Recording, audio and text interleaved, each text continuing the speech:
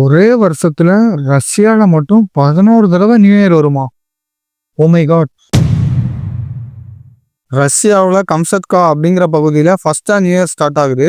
அதே ரஷ்யால லாஸ்டா கலினின்கிராட் அப்படிங்கிற பகுதியில லாஸ்டா நியூ இயர் ஸ்டார்ட் ஆகுது.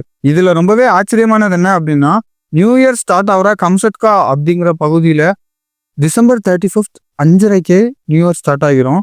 அதாவது நியூ இயர் ஸ்டார்ட் ஆகுறதுக்கு முந்தின நாளே இந்தியன் டைம்ல கம்பேர் பண்ணா கிட்டத்தட்ட 6.5 மணி நேரத்துக்கு முன்னாடியே அங்க நியூ இயர் ஸ்டார்ட் ஆகிரும்.